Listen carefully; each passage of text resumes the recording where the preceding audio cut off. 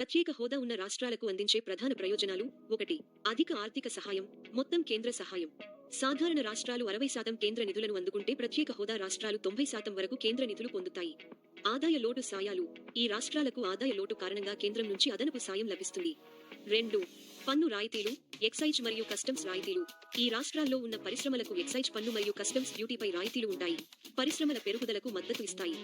Corporate పన్ను తగ్గింపు: ఈ రాష్ట్రాల్లో పరిశ్రమలకు కార్పొరేట్ పన్నులో రాయితీ ఇస్తారు. దీని ద్వారా పెట్టుబడులను ప్రోత్సహిస్తారు.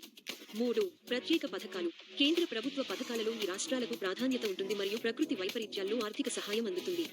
ఈ రాష్ట్రాలకు సామాజిక రంగ అభివృద్ధి, విద్య, ఆరోగ్యం మరియు మౌలిక వసతుల, రహదారులు, నీటిపారుదల లో అధిక నిధులు కేటాయిస్తారు. 4. రుణ రాయితీలు. ఈ రాష్ట్రాలకు విదేశీ రుణాలపై శిథిల నియమాలు ఉంటాయి. ఇది పెట్టుబడులను సులభతరం చేస్తుంది. 5. విశిష్ట విధాన సడలింపులు. రాష్ట్రానికి అవసరాలను బట్టి ప్రణాళికలు అమలు చేయడానికి ఎక్కువ స్వేచ్ఛ ఉంటుంది.